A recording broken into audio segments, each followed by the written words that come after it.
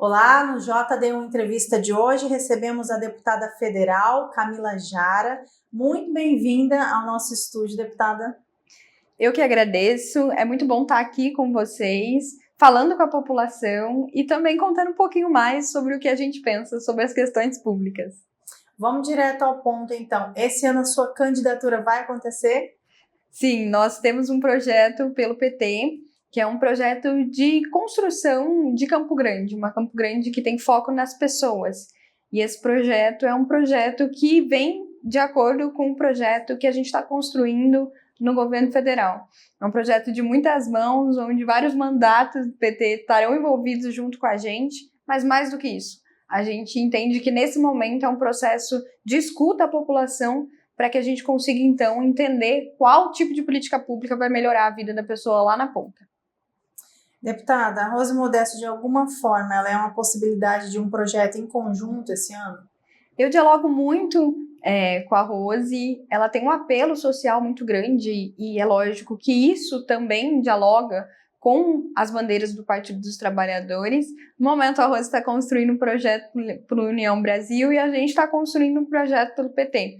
O União Brasil não tem apoio declarado de toda a base em relação ao presidente Lula e a gente entende que nos estados e nos municípios a gente tem que caminhar em conjunto com pessoas que constroem o nosso projeto de país. Entendi.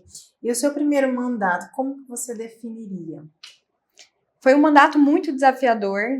As questões que a gente precisa enfrentar no Brasil são muito complexas.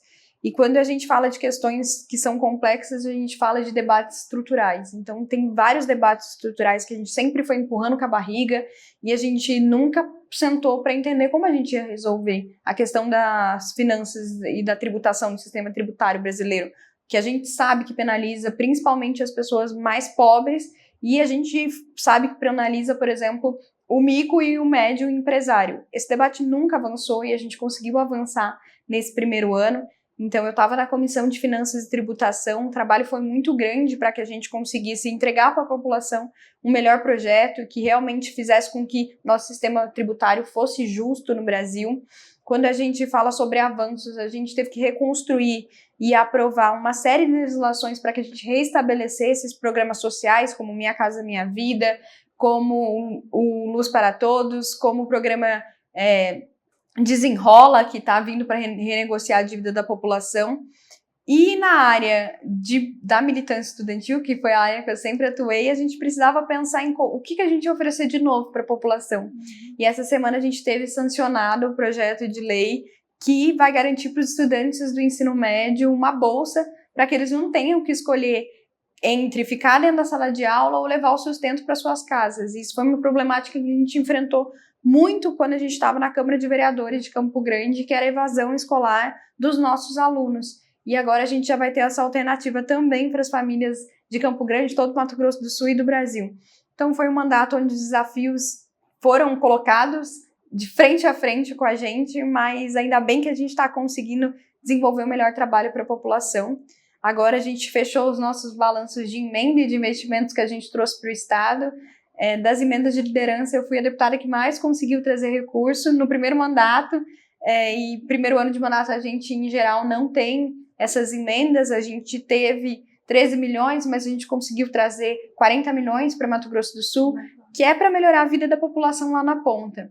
E a gente tem que pensar em como a gente vai agora se aproximar da população de novo, porque eu sinto muita falta de estar aqui no dia a dia, na base, caminhando pelos bairros. A gente fez muito isso quando estava na vereança, e agora a gente espera que, saindo da vice-liderança da Câmara, a gente consiga fazer de novo. Deputada, os governos Lula e Riedel, como eles são avaliados por você? O governo do Eduardo Riedel aqui no estado, os governos do PSDB, sempre foram governos que eu tive uma série de divergências e entendia que a gente devia caminhar para um lado diferente. Foi sempre um governo que prezou pelo equilíbrio fiscal. No começo eu falava, tá, você tem equilíbrio fiscal, mas você tem gente que está morando em barraco, então a quem está beneficiando isso? Então eram debates mais a fundo sobre perspectiva de construção de sociedade. O Riedel tem me surpreendido muito bem. nas pautas que, teoricamente, nós teríamos um embate mais acirrado, principalmente na questão do Pantanal, na qual eu sou presidente da Frente em Defesa do Pantanal, e uma legislação estadual também estabelecida pelo governo do PSDB estava promovendo um desmatamento exacerbado só no estado do Mato Grosso do Sul. O Mato Grosso estava defendendo muito, então foi uma situação que podia ter rolado tensão.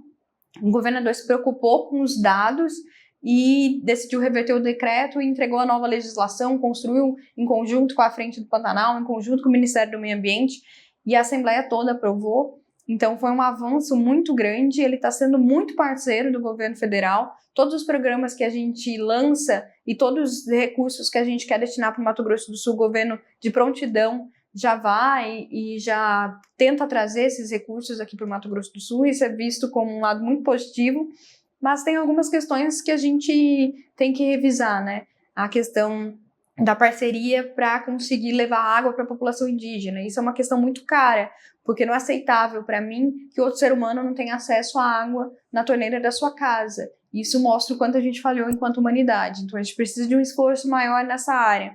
Quando a gente fala também da questão dos servidores públicos, principalmente servidores públicos aposentados, a gente sabe quanto o custo de vida aumentou nos últimos anos. E a reforma da Previdência que foi feita no Estado foi ainda mais radical que a reforma que foi feita no governo federal. E a gente já considera que a do governo federal já tem distorções enormes porque continuou mantendo alguns privilégios. Então a gente precisa revisar essa questão dos servidores aposentados. Nós temos divergências ideológicas, mas não somos inimigos políticos e no que a gente pode, a gente constrói para conseguir desenvolver melhor trabalho para a população. E o governo Lula, sou um pouco suspeita de falar, mas é um governo que está apresentando muitos desafios, principalmente na relação com o Congresso, porque se criou um modelo de governar muito pragmático, onde o Congresso ganhou superpoderes sobre o legislativo, sobre o orçamento. Isso não acontece em nenhum lugar do mundo, e a gente entende então que algumas coisas precisam voltar para suas caixinhas dentro do sistema burocrático para que a gente consiga avançar e ter uma melhor relação entre os três poderes. Então eu acho que esse é o principal desafio do governo federal. Na questão da economia, que poderia se apresentar como um desafio, a gente está tendo índices muito bons, a gente conseguiu bater as metas fiscais estabelecidas no ano. Isso faz com que a gente pense em maior geração de emprego, maior geração de renda, tenha mais dinheiro para investir em saúde, em educação. Então a gente está avançando bastante nessa área. E agora o Lula tem muita consciência de que o que a gente fez nesse primeiro ano foi reestabelecer aquilo que ele já tinha criado como programa. E ele faz uma provocação muito inteligente no sentido de, tudo isso que a gente fez a população já conhece, a população já viu que a gente veio para fazer isso. E agora o que a gente vai fazer de novo? O que a gente vai fazer a mais? E é esse a mais que a gente vai estar junto com o governo federal para construir. O programa do ensino médio já é um programa novo, que nunca foi lançado, uma ideia que nunca foi experimentada no país, então já é uma iniciativa boa. Dentro do Ministério das Mulheres, a gente já está construindo a Casa da Mulher Indígena para a defesa dessa população, então tem coisa nova saindo aí. Fiquem ligados, principalmente nas nossas redes sociais, que a gente vai divulgando, e mandem ideia para a gente também. Deputada, para a gente finalizar, na verdade, tem mais uma pergunta ainda. Em algum momento você, por ser uma liderança mais jovem dentro do PT, se sentiu pressionada pelos mais velhos? Na política a gente se sente pressionado o tempo inteiro. Primeiro porque é uma responsabilidade muito grande. E diferente das outras pessoas que ocupam a política, a gente precisa deixar claro que a gente sempre, qualquer político, de qualquer idade, faz uma abstenção, se abstém de uma vida privada para viver a coisa pública. E quando você é jovem, você tem esse impacto 2 vezes maior na sua vida, porque você abre mão de uma parte da sua vida, você abre mão da sua juventude para estar se dedicando às coisas públicas. E isso sempre vem com uma série de dúvidas. Não entendem que nós podemos estar preparados, podemos ter qualificação profissional para dar conta dos desafios que são muito grandes e que assustam muita gente mesmo. Assusta quem é mais novo, assusta quem é mais velho. Então, em vários momentos, a gente sente essa pressão. O PT é um partido que está se renovando agora, foi um partido que na sua fundação foi fundado em sua maioria por jovens, né? Que não é um partido tão antigo assim, mas agora também está envelhecendo. E esse processo lá em Brasília está acontecendo de uma maneira muito tranquila, esse processo geracional, de transição geracional. Mas isso a gente está vivenciando na política como um todo, e a gente espera que a gente consiga conciliar a experiência da galera que está há mais tempo junto com a nossa ousadia da juventude. E assim, agora, para finalizar, qual que é o desafio em ser uma deputada de esquerda em um estado mais de direita? Em alguns momentos a gente sentiu que estava nadando contra a corrente. Mas o que me move é mais do que ideologia. Eu sou cientista política e cientista social, então eu sei a fundo o que é ser de esquerda, o que é ser de direita. E teoricamente, no debate teórico, eu sou de esquerda porque eu entendo que as oportunidades que as pessoas têm na sociedade não são as mesmas, e eu entendo que as pessoas têm direito a ter as mesmas oportunidades de se desenvolver, e que os órgãos públicos são responsáveis por garantir essas oportunidades. Ponto. É muito complexo, mas por isso que eu me identifico como uma pessoa de esquerda. Mas quando a gente fala sobre a dor do próximo, quando a gente fala do problema que as pessoas enfrentam no dia a dia, é muito difícil esse X ou Y, essa torcida de futebol interferir. Por exemplo, todo mundo concorda que não é legal você tá no horário, você ter lá na programação que o ônibus vai passar 7 horas e ele passar 8h30, porque é o transporte público, é um serviço que está sendo prestado para a população. Todo mundo concorda que é uma questão absurda, uma pessoa que pode ter um diagnóstico de uma doença grave sendo retardado porque você não consegue fazer um exame. Todo mundo concorda que esse tipo de situação não deve acontecer. Todas as pessoas conseguem olhar para crianças que estão em situação de rua e sentir seu coração apertar. E se você não sente isso, desculpa, você perdeu um pouco da sua humanidade. Então, quando a gente fala dessas questões, quando a gente fala de pensar que todos têm a oportunidade e devem ter a oportunidade igual de se desenvolver, a gente vai pulando essa barreira de esquerda e de direita e a gente vai conseguindo conectar propósitos. E aí a gente tem experiências tanto de esquerda quanto de direita que deram certo em vários lugares. Por exemplo, eu fiz um processo seletivo no meu gabinete quando eu estava na vereança para formar o meu time. Agora, de deputada federal, não fiz porque a gente já estava com o time praticamente formado. Mas era uma experiência que foi aplicada no Partido Novo, que é um partido liberal e que é um partido de direita. As pessoas mais à esquerda me criticaram por eu estar fazendo isso, que acharam um absurdo.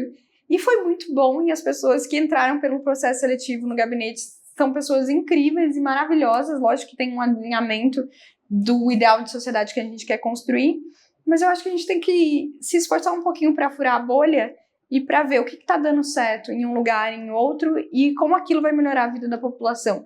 A gente tem na política que tomar decisões muito difíceis, tem hora. Às vezes a gente tem que usar a lógica da maioria. Então tem algumas decisões que são doídas e que vão prejudicar um pequeno grupo.